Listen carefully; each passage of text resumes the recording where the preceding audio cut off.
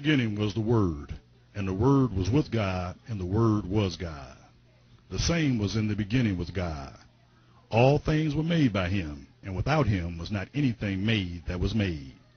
And the Word was made flesh and dwelt among us, and we beheld his glory, the glory as of the only begotten of the Father, full of grace and truth.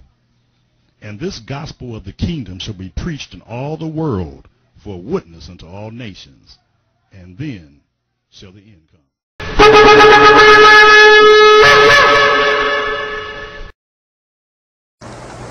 Deceit, scam, setup, sham, con, deception, fake, fiction, cheat, trickery. All of these things are used to create and maintain a slave mentality amongst our people. And as long as the slave mentality is maintained, we will continue to be a benefit instead of a burden to a European-dominated society. Many of us claim to find fulfillment into benefiting a European-dominated society. However, the keys to success and prosperity in a society such as America reside in deception, murder, and trickery. We are psychologically conditioned to forget about this. Let us remember that there is no religion whose central tenet is hate. And it will be the purpose of the White House Office of Faith-Based and Neighborhood Partnerships that I'm announcing later today. The goal of this office will not be to favor one religious group over another, or even religious groups over secular groups. It will simply be to work on behalf of those organizations that want to work on behalf of our communities, and to do so without blurring the line that our founders wisely drew between church and state. This work is important because whether it's a secular group advising families facing foreclosure or faith-based groups providing job training to those who need work, few are closer to what's happening on our streets and in our neighborhoods than these organizations. People trust them, communities rely on them, and we will help them. We will also reach out to leaders and scholars around the world to foster a more productive and peaceful dialogue on faith.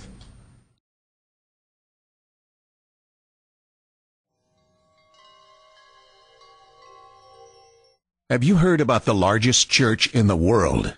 The first service was March 3rd, 2008, with an attendance of over 300,000. The attendance is now over 2 million, and they conducted the first ever mass trance on March 17th, 2008.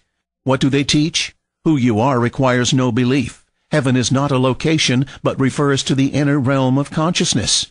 The man on the cross is an archetypal image. He is every man and every woman. The leader's website teaches these lessons. My mind is part of God's. I am very holy. My holiness is my salvation. My salvation comes from me. Let me remember that there is no sin. Do not make the pathetic error of, quote, clinging to the old rugged cross, unquote. The only message of the crucifixion is that you can overcome the cross. Have you heard of this church? Or maybe its leader? Years ago, she denied Jesus is the only way. One of the mistakes that human beings make is believing that there is only one way to live, that we don't accept that there are diverse ways of being in the world, that there are millions of ways to be a human being, and many ways, but many paths to what you call God. And her path might be something else, and when she gets there, she might call it the light.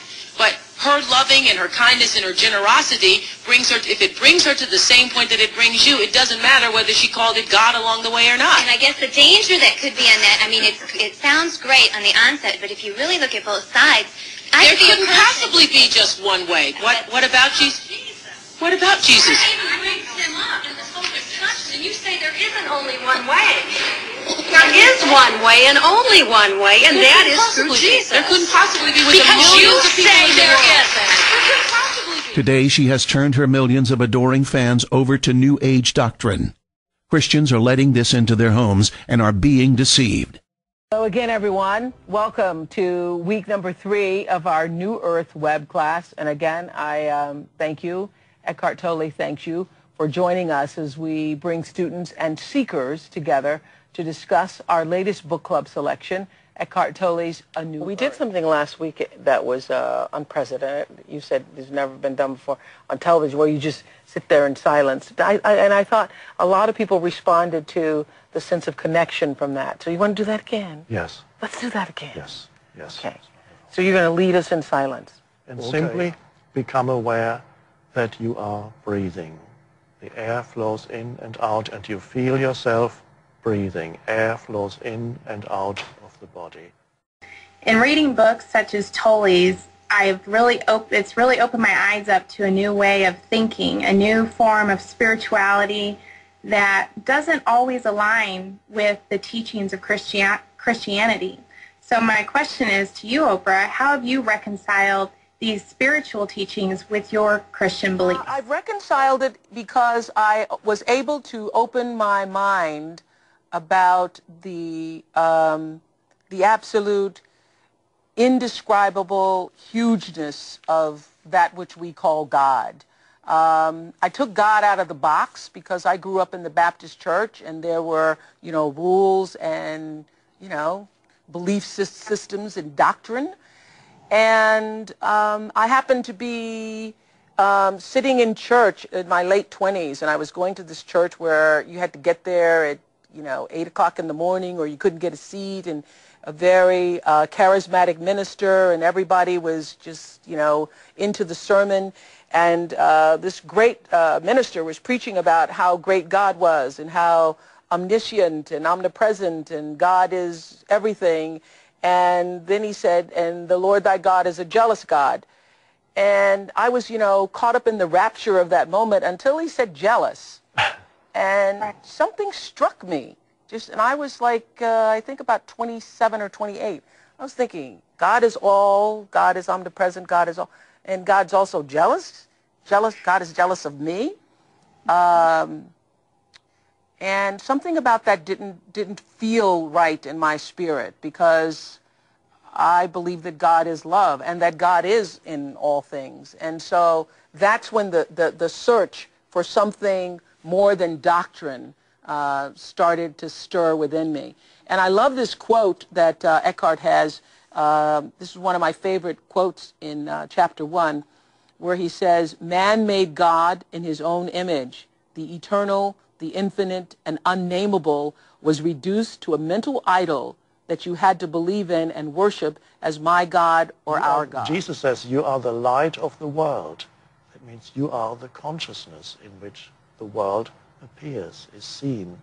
So you believe what happens to us at death when the body dies? You don't have a belief. I don't give it any thought. You don't. God, in the essence of all consciousness, isn't something to believe. God is. Yes. God is. And God is a feeling experience, not a believing experience. That's right. And if your religion is a believing experience, if God for you is still about a belief, then it's not truly God. No. That's what you're saying. Yes.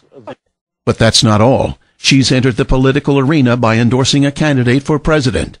The New Age teacher giving lessons on her website, Marianne Williamson, has started an organization called the Peace Alliance to establish a U.S. Department of Peace. What can we do? Spread the word and tell others to open their eyes.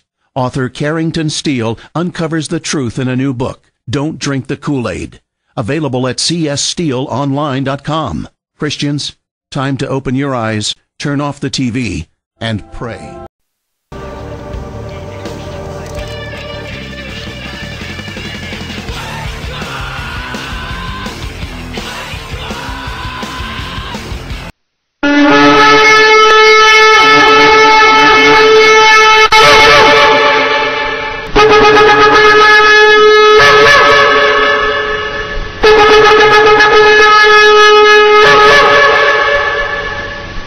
And the seventh angel sounded, and there were great voices in heaven saying, the kingdoms of this world are become the kingdoms of our Lord and of his Christ, and he shall reign forever and ever.